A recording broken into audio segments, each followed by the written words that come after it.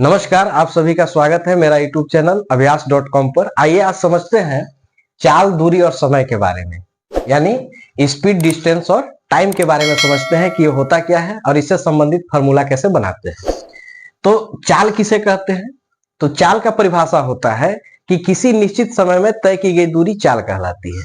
दूरी जो है पथ की लंबाई को, तय की गई पथ की लंबाई को हम लोग क्या कहते हैं? दूरी। जैसे जब आप अपने घर से विद्यालय जाते हैं तो आपको घर से जब आप चलते हैं और विद्यालय जब पहुंचते हैं तो आपको कुछ ना कुछ समय लगता होगा, ठीक है। और आपके घर से विद्यालय की कुछ ना कुछ तो दूरी होती होगी।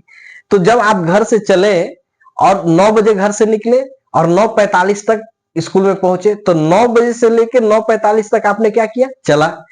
तो एक निश्चित समय में आपने एक दूरी को तय किया, उसी को हम लोग क्या कहते हैं? चाल कहते हैं, ठीक है। और आपके घर से आपके विद्यालय का जितना दूरी हुआ, ठीक है, जिसको हम मापेंगे, उसी को हम लोग क्या कहेंगे? डिस्टेंस, यानी कि दूरी, मतलब तय की गई पथ की लंबाई। तो आज समझते हैं कि ये स्पीड का फॉर्मूला हम लोग कैसे निकालेंगे, डिस्टेंस का फॉर्मूला कैसे निकालेंगे और टाइम का फॉर्मूला कैसे निकालेंगे, ठीक है। तो इससे पहले हमको ये पता होना चाहिए कि दूरी जो है, दूरी जो डिस्टेंस है, इसको हम लोग क्या चीज से निरूपित करेंगे? तो दूरी को हम लोग दिखा देंगे डी से, ठीक। दूरी का जो मापने का मात्रक होता है वो क्या होता है? मात्रक। तो इसकी बड़ी मात्रक होती है किलोमीटर। बड़ी मात्रक क्या होती है? किलोमीटर, ठीक, जिसको हम लोग किलोमीटर के एम से दिखाएंगे। और इसकी सबसे छोटी जो मात्रक होती है वो क्या होती है? मीटर। छोटी मात्रक क्या होती है? मीटर, जिसको हम लोग एम से दिखाएंगे। यानी कि दूरी को किलोमीटर और मीटर में मापते हैं। बड़ी मात्रक हो गया किलोमीटर और छोटी मात्रक हो गया मीटर। उसी तरह समय समय समय को हम लोग टी से दिखाएंगे, निरूपित करेंगे। और समय जो होता है वो किस चीज में? इसकी बड़ी मात्रक क्या है समय का? तो इसकी बड़ी मात्रक होती है घंटा। इसकी बड़ी मात्रक क्या होती है? घंटा, यानी कि आवर। और इसकी छोटी मात्रक होती है सेकेंड। इसकी छोटी मात्रक क्या होती है? सेकेंड। इसको हम लोग एस से दिखाएंगे, ठीक है। दूरी को डी से दिखाना है, समय को टी से दिखाना है, ठीक। दूरी की बड़ी मात्रक किलोमीटर होती है और छोटी मात्रक मीटर होती है। समय की बड़ी मात्रक घंटा, आवर होती है और छोटी मात्रक सेकेंड, एस होती है, ठीक।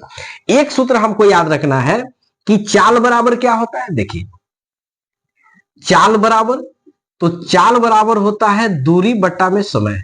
दूरी बट्टा समय, ठीक है। चाल बराबर क्या होता है? दूरी बट्टा समय।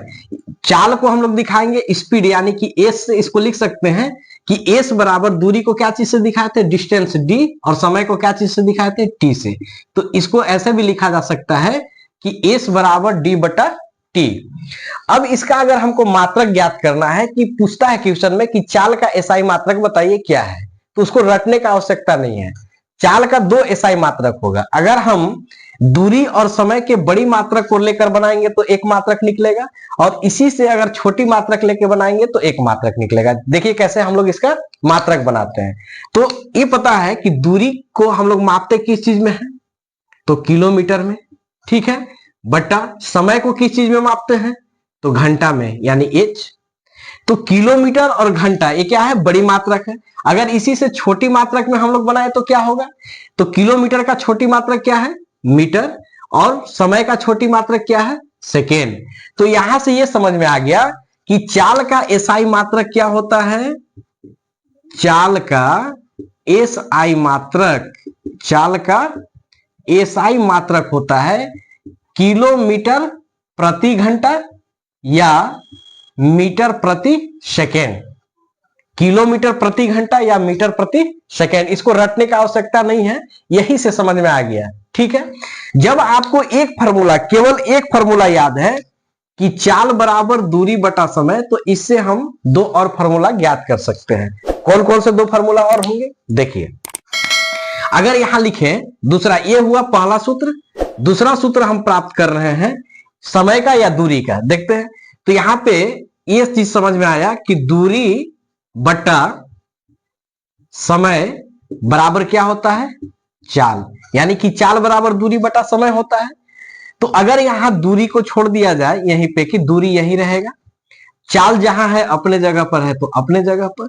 अब यहां से देखिए कि ये समय इस दूरी के साथ भाग में है, जब साइड को चेंज करेंगे तो ये भाग से कहां चला जाएगा, गुना में आ जाएगा, यानी कि यहां गुना में हो जाएगा। तो एक सूत्र और प्राप्त हो गया। दूसरा सूत्र कौन सा प्राप्त हो गया कि दूरी बराबर चाल गुना समय। इसको ऐसे भी लिखा जा सकता है, दूरी को हम लोग किस चीज से दिखाते हैं तो डिस्टेंस से, यानी कि डी बराबर चाल को क्या चीज से दिखाते हैं, चाल को क्या चीज से दिखाते हैं, सॉरी दूरी को हम लोग क्या चीज से दिखाते हैं, तो दूरी के लिए हम लोग डिस्टेंस यानी कि डी, और चाल को किस चीज से दिखाते हैं, स्पीड यानी कि एस, और गुना समय को क्या चीज से दिखाते हैं, टी। यानी कि दूसरा सूत्र हो गया डी बराबर एस इंटू टी, जहां डी जो है दूरी है, एस जो है चाल है, स्पीड है, टी जो है समय। ये दूसरा सूत्र हमको प्राप्त हो गया। ठीक है, यहां से हम लोग दूसरा सूत्र प्राप्त कर लिए। अब तीसरा सूत्र क्या है, यहीं से देखिए प्राप्त हो जाएगा। ठीक है, कैसे प्राप्त करेंगे, तो लिखेंगे कि चाल गुना समय, चाल गुना समय बराबर क्या है, दूरी। यहां तो चाल का समझ में आ गया था। अब यहां से अगर बोल दे कि समय बराबर क्या हो जाएगा, तो समय का समय अपने जगह पे और दूरी अपने जगह पर। अब क्या करना है कि चाल इसके साथ देखिए गुना में है, तो इधर साइड चेंज करेंगे तो कहां आ गया, भाग में आ गया। चाल कहां आ गया, भाग में। तो तीसरा सूत्र हमको प्राप्त हो गया कि समय बराबर दूरी बटा चाल। इसको हम लिख सकते हैं, क्या लिख सकते हैं कि टी बराबर डी बटा में एस, टी बराबर डी बटा में एस।